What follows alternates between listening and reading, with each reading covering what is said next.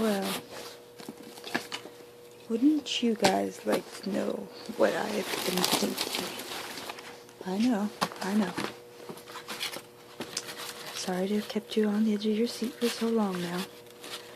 I've had to first think anything in order to be able to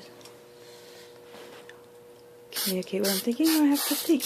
So, in order to think, I have to actually be able to hold a thought. And in order to be able to hold a thought, I have to be at least halfway mentally coherent. I have to be aware of what I am in the bigger picture. Meaning, first I have to always take myself out of the craziness of the world in order to remind myself of what I am, what I exist as, regardless of what the state of the world is. There's a part of me that's, of course, existing in this world and is therefore a part of it, and therefore, does have a stake in the outcome of it. There's a part of me that really needs a good outcome to be the case in order for me to continue to exist. But then there's a part of me, I won't even go as far as to say it's my soul. I won't identify it as anything formally. But there's definitely a part of me, undeniably, that is existing in a place where time doesn't even exist. It exists. I don't know how it exists, but I know that it's tuned in and connected to something far greater and more meaningful than my tiny little insignificant existence. And I am one of, who knows how many people. They could be lying to us about how many people are on Earth. I mean, if they've lied to us about every other thing that's supposed to be common knowledge, then we should probably maintain the idea that whatever Google says is this world population is, they're probably lying about that too. Question is, would they lie up or down? What would be their incentive? Well, sorry, sidetrack here. It's fun to play out these little riddles. I would say they are lying to us, telling us that there's more people on this earth than there actually are. Here's my quick reason why I would suggest that they would lie to us about that. That way they can sell us on their global warming bullshit. They can say, look how many people there are, and it can also make us feel inferior and smaller, like, oh, we're so insignificant. And I don't know, there's a lot of payoffs for them embellishing the actual world population number. But my point is that I am but one tiny little piece of that number, whatever that number is.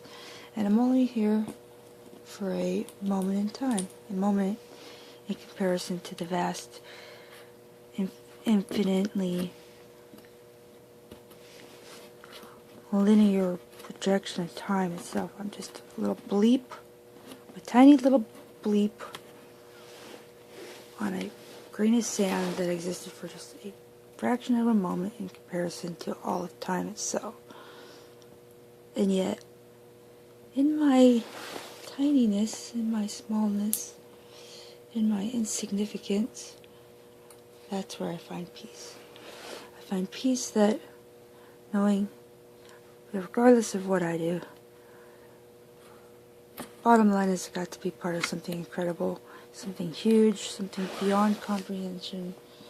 And despite the fact that society itself, people around me, yield no proof of this incredibleness, that life is incredible. I'm not seeing very much evidence of that in my society that I live in, here up in Brenton, Washington. Any perverts who want to hunt me down, get in line with the NSA. I take numbers.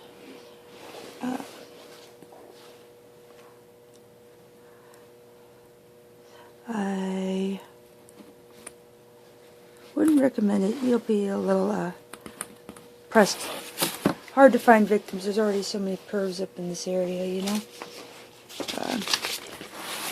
I mean, there's only so many school children per district, so you kind of have to spread you guys' selves out, or maybe one guy gets Tuesdays and Wednesdays and the other person gets Thursdays and Fridays. I don't know how you guys work those things. I'm sure you guys must have worked out some kind of schedule like that by now. Maybe not. Maybe you're stupid as the picture looks on the website. But congratulations, world. All along I had thought I had all these fears of what really scares me. And little did I know that I'd be living my worst nightmare by the time I reach the age of 29. I'll be turning 30 soon. And I'll be in the prime of my life as far as now I've got, in comparison to when I was 20, got a whole 10 years of life experience, which I did not let go to waste. I may have wasted plenty of time, may have wasted plenty of energy and resources, and I wasted a lot of stuff, I'm sure, despite my constant efforts to not take those things for granted. But I did not waste the opportunity that existed throughout every waking moment of those 10 years to learn more about myself by merely being observant, and I was faithful in recording by pen what was going on in my life in an objective way, and then identifying how that made me feel. And over time I learned to read people pretty well. It's one of my best skills. I learned over the course of those 10 years. I identified myself for who I am, a powerful human being, a creator who can create stuff like this at any given moment, anytime I choose, with my free will and just a few sequins, a can of spray glue, and a black post-board glue.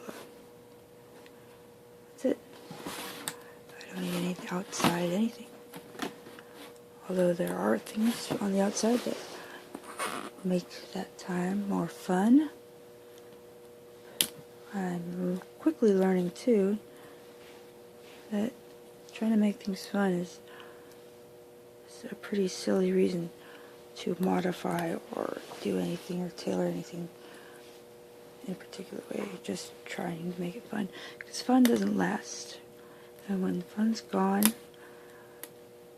nobody you had fun with is there to help you figure out what to do with the rest of your time. Life wasn't meant to be fun. Life was meant to be meaningful, though. Life was meant to have significance in a way that proved itself worthy of existing at all.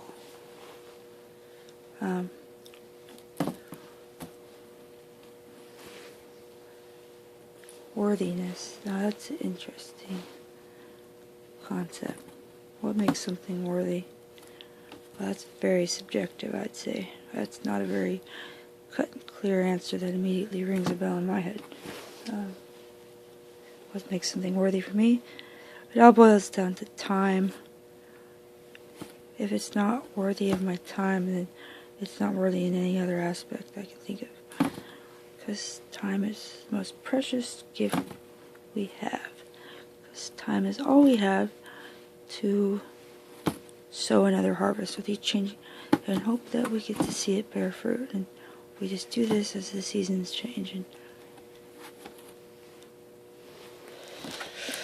But what makes something worthy?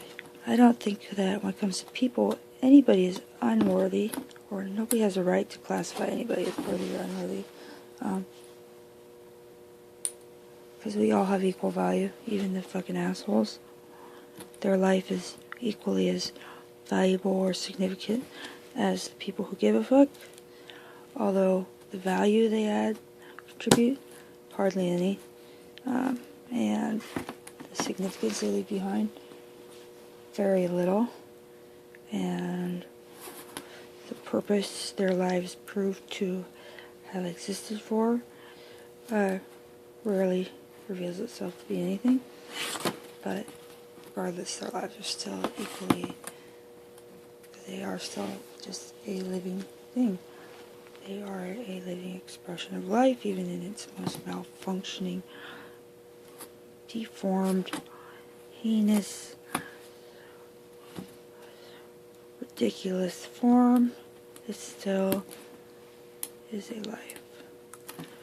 If something is not worth allowing it to have freedom, if we're going to say it shouldn't have freedom, then I believe we should have, I don't know, maybe relocate everybody on Australia and just designate Australia now that they've fucked it up with the fracking industry and they've carved their way through the Great Barrier Reef like a piece of Thanksgiving turkey.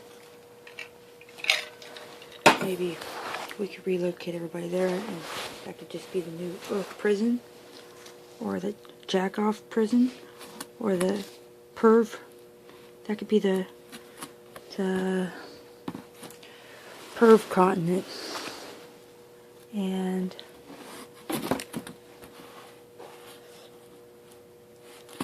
yep, and all they'd be allowed to eat is and drink is Shasta Cola, warm diet, warm Shasta Cola, and all they'd be allowed to eat is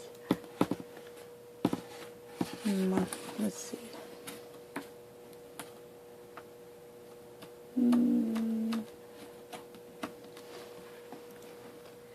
How about they could eat power bars and diet Mount Shasta. That's all they'd be able to eat. And all we'd give them to wear would be Care Bear t-shirts and fuzzy pink pajama pants with poodles on them. And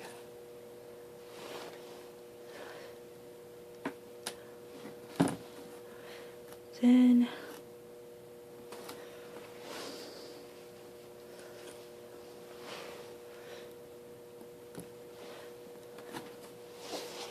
we'd put all the psychiatrists on the same continent as well. I think they'd fit in nicely there.